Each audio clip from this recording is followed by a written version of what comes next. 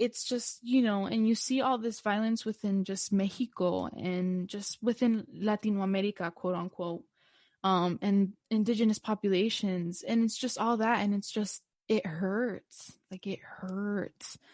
And I don't know how you heal from that. I'm still trying to learn, because it's, it's like, I've never been hit like that or anything like that, but to me it hurts, like, just knowing that. So those are the traumas, I guess, that I've realized within the family that I'm trying to unpack and learn and like know how to move forward with that, right? But I have noticed that within each generation, we've done something different than the prior generation that we no longer wanted to continue. So I guess, we've been making those steps, of course. And of course, they weren't perfect. They're not perfect.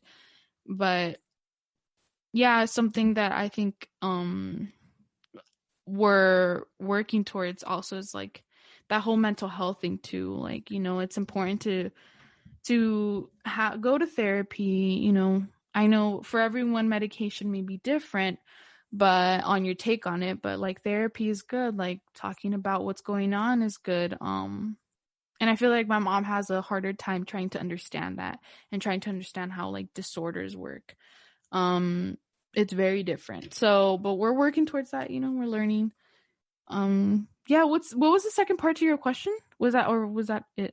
I think that was it. Like, yeah. What was it? And then how are you like handling it now?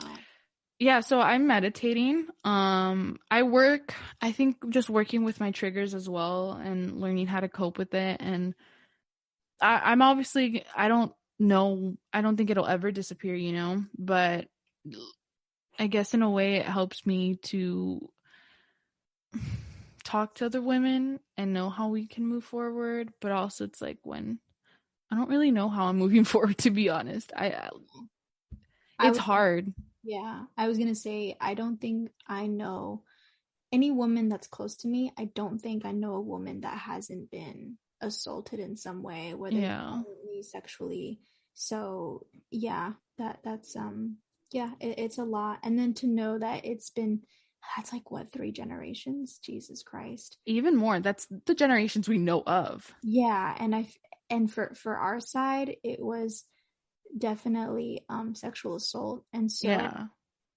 I feel like when it hit my mom and her kids, she was just like, no. Like I thought, like I thought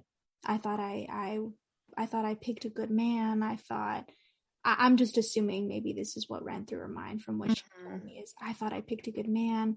I thought I picked a good, like, just men in my circle. I thought I did all the right things. I thought whatever the case may be. And then I'm sure, like for example, God forbid anything ever happens to you, but like if you in the future choose a partner and then he happens to be, working towards those violent kind of path, I'm sure that would make your mother's skin boil. And because it'd be like, wait a minute, this was supposed to end with me and now it's passing down to my daughter. And she'd get batshit crazy. I know, because when it happened with my mom and her daughters, she was like, I'm gonna kill this man. I'm gonna murder him. Like, literally. And obviously she didn't for many reasons, but she kind of collected herself and was just like, I'm gonna call the police. And so trying to find a different route. But I'm sure, and I'm not surprised when the first, if anything, I would question you to not think this way, is like, yeah, you want to murder this person, or you want to do harm to this person who had just hurt your child, especially knowing that it's hit so many women in your family. It's a lot. And how you were saying about trauma is, and I feel like a broken record, but definitely a reminder that trauma can happen in the womb. And we know this. Yeah. So whatever your mom has carried, whether, like, at least for my mom, what she had shared with me was the baby can feel when the mother is scared, when she like, that's why you're not supposed to like prank or do any, like, just prank the mother or try and not have her scared or in fear, because my mom said that when she had those moments where she was almost kidnapped, she felt me inside of her and she felt me like tense up. and the baby tightens like a little prune. It gets really tight, and then when the baby is like more relaxed, it's more like swishy. You feel a kick, so you can just feel it. So definitely trauma in the womb for sure. No, yeah. Anything else you want to add up? I think for sure now we're hitting our mark. No, definitely. I was gonna add something. Oh no, I actually forgot. I totally forgot. It's okay. I remember now. I just want to say, like, I want to say Latinx culture and stuff. I'm putting those in quotations. Our trauma goes back to colonization. Colonization. That's where it really all starts when it comes to talking about quote unquote Malintzin, and all the violence towards our indigenous women and stuff. That starts from a place. So we've been existing with these, generational trauma for like 500 years. That's a lot to heal from and unpack and learn from. So there's resiliency in just us existing, right? But I don't want to like dwell on, the bad stuff. Like we definitely have our existence is resistance to that colonial power. But we do have a lot to unpack and heal from 500 years and women, Yeah, violence against our women, I feel like, as well as men who have been, I don't like to use the word castrated because that's like emasculated, and I don't like that word.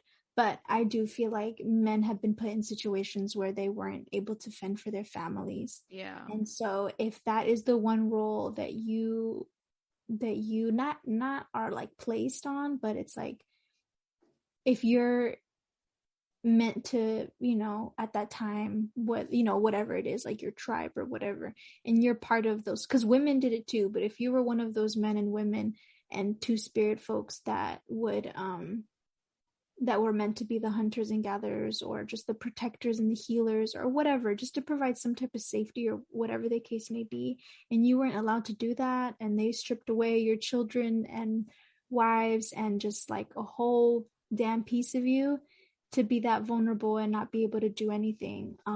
I can't imagine. So there's so much trauma that I can't believe a brain can handle. It's crazy, but to say the least. It's so, and so of course it creates an imbalance and instability, and I don't know where they put that shit. I don't know where they put their trauma, but I mean, I guess it was survival mode. So the goal is to not always be in survival mode, and always be in that fight or flight. But you bring up a good point, and I want to leave our listeners off with a quote that was shared, a tweet by Xavier Dagba, and it goes, "As you focus on cleaning your generational trauma, do not forget to claim your generational strengths. Your ancestors gave you more than just wounds." And so that's exactly what we're talking about just now, is that we don't want to leave off on a bad note, but we do want to include and just be mindful of what Anita had just said, is that this comes from pre-colonial times, and then to colonial times, to folks who have ripped our language, our culture, our food, and left us with very little. And even though, of course, it's very rich and it's still there and it still exists, it's not dead. Unfortunately, a lot of languages were lost and taken, and it's kind of like we've been branded with to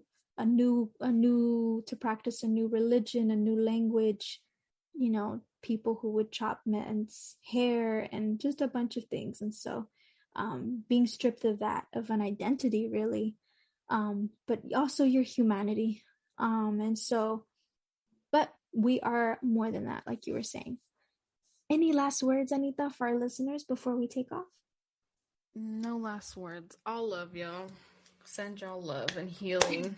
I feel like for me, the last thing would be, remember to honor your feelings, your boundaries, your time, your space, your wants and needs.